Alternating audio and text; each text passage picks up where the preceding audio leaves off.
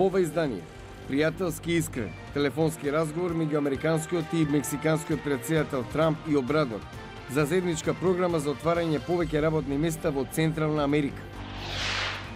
Папата Франсис доаѓа во посета на Македонија, објави Ватикан. Реални очекувања за влез на Македонија во НАТО до 2020. Различни мислења што носи членството. Останете со нас.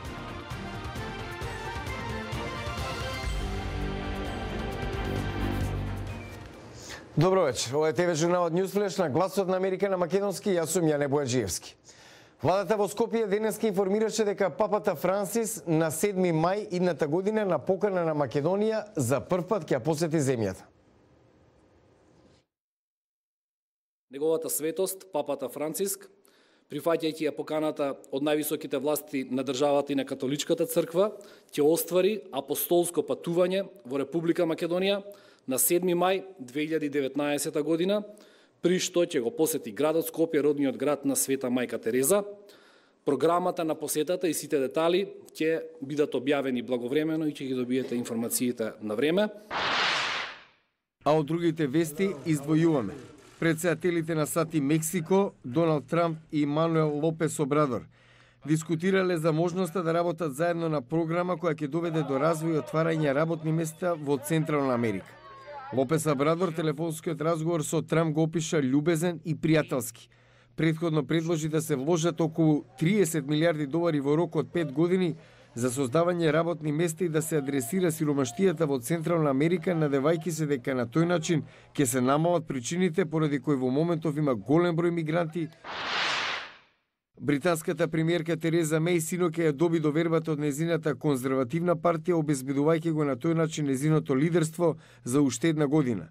Меј доби 200 од 317 гласови, што значи дека 37% од конзервативните законодавци гласаа против. Денеска се среќава со лидерите на Европската унија во Брисел да побара остапки за договорот за Брекзит, кој се покажа непопуларен во Британија. Државата се наоѓа во политички хаос од 2016, кога гласачите на референдум одлучија да ја напуштат ЕУ. Реални се очекувањата Македонија до крајот на 2020 да може да стане членка на НАТО, вели поранешниот амбасадор во Алијансата Нано Ружин, според кого се зависи од уставните измени согласно Преспонскиот договор. Други пак смета дека договорот од Преспа не е од интерес на Македонија. Различните ставови ги пренесува Мики Трајковски. Преспанскиот договор ќе однесе Македонија како членка на НАТО најдоцна до крајот на 2020 година, вели Нано Ружин, поранешен македонски амбасадор во НАТО. Тој очекува процедурата за тоа да започне веднаш, откако во собранието до средината на јануари би се донеле уставните измени. После овој момент македонските воени и политички дипломати ќе имаат можност да заседаваат во највисокиот орган на НАТО, Северноатлантскиот совет, вели тој за Гласот на Америка. Имаат пристап до речиси 80% од комитети и практично почнуваат после таа техничка процедура за прием која ќе трае една година. Значи некаде 20-та, мислам, крајот на ќе бидеме применени. Ружин додава дека во меѓувреме за членството позитивно треба да се изјаснат парламентите на се 29 држави членки. Вообичајно е да последен се изјаснува Американскиот конгрес, бидејќи во тој случај практично се става точка на и ќе биде подигнато македонското знаме, ќе се случат многу позитивни промени во безбедносна смисла. Но за лидерот на партијата Единствена Македонија Јанко Бачев, Преспанскиот договор не е од интерес за Македонија. Со овој договор од Грција веќе познато не на сите се брише се што е македонско. Значи ова е една борба во која што треба да влеземе сите како македонци. Бачев, чие што партија отворено се залага за повлекувањето на актите за прием на земјава во НАТО и ЕУ со барање за членство во Евроазиската економска унија и стратешко партнерство со Русија, негира дека се филијала на руска партија во Македонија. Друга страна, ние имаме блиски врски имаме блиски врски со Русија, во смисла што делиме исти вредности. Во таа смисла и имаме политичка соработка. За Ружин пак последната изјава на бугарскиот министер за одбрана Каракачанов, кој на Facebook порача да не се злоупотребува македонскиот јазик, бидејќи тоа можело земјава да ја чини членство во НАТО и ЕУ, е изјава за дневна политика. И оти Македонија треба договор како оној со Бугарија да потпише и со другите соседи. Од Охрид за Гласот на Америка, Мики Трајковски. Вештачката интелигенција не е повеќе научна фантастика. Таа е дел од нашиот живот. Во рамки на емисијата Plugged In на Гласот на Америка, Јесусе Миони истражува како вештачката интелигенција ги исцртува нашите животи и ја менува иднината. Вештачката интелигенција го трансформираше начинот на живот на кој многумина живееме. Се одразува врз патувањето, пребарувањето, дури и кога јадеме.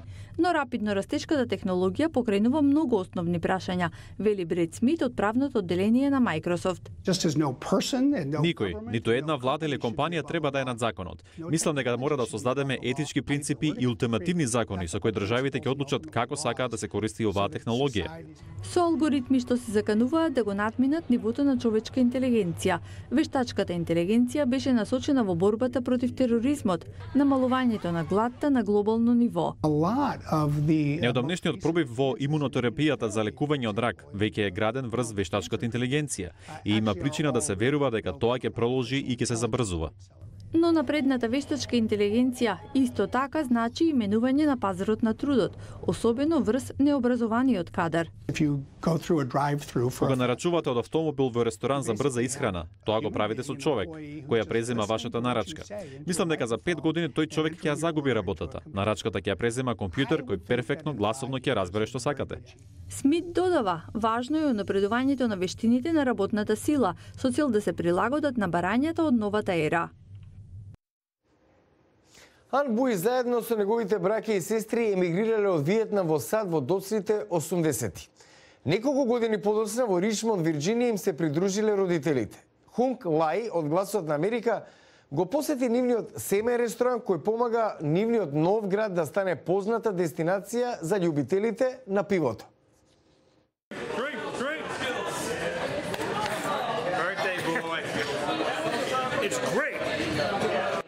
За некои љубители на пивото, ова е најдобрата пивница во градот Ричмонд.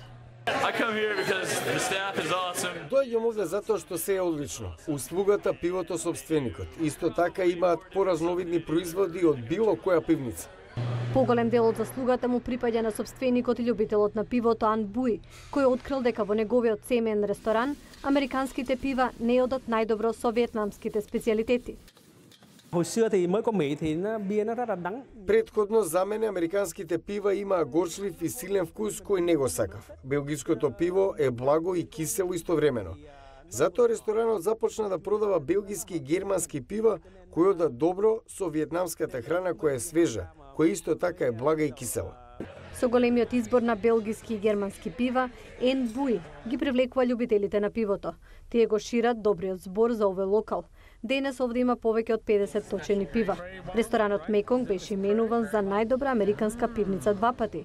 Во Ричмонд сега има 35 пивници и ова привлекува нови бизниси жители. Дали некогаш сум помислил дека овој град ќе се појави на американската пивска мапа? Се разбира, тоа беше мојот сон. Секој месец производителите на пиво се собираат во Меконг, бидејќи сите имаат корист од експертизата на Ан. Ја создадов и поддржував заедницата на љубители на пиво. Секој кој сака да пие пиво, сака да знае како да го направи пиво. Секогаш имам време да им помогнам да научат. Тој неодамна отвори пивница со име Одговор. Ан вели дека постои едноставна причина за изборот на компанијата. Тоа е кога Ан и неговото семејство решиле Америка да биде нивниот нов дом. На прашањето како да го сторат тоа, одговорот бил со пиво. Го гледавте Ньюсфлеш на Гласот на Америка на македонски. Јас сум Јане Бојаджиевски од студиото во Вашингтон. Следете не преку социјалните медиуми. Пријатна вечер. Се гледаме утре.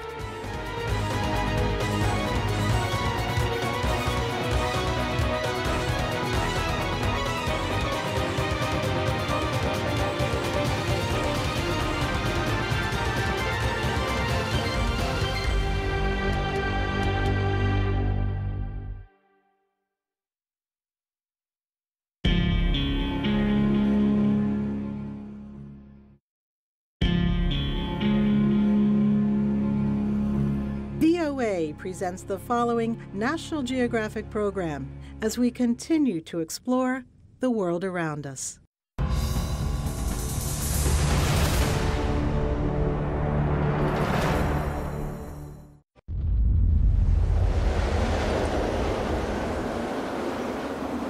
I always wondered how I was going to die, and now I know.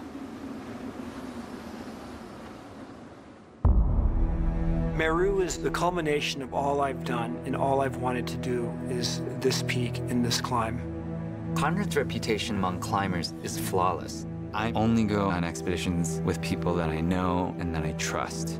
As a team, you're the sum total of all your experience. I had heard about Renan. I knew he was strong enough. When we got there and I looked up at the mountain, I didn't know what we were getting into.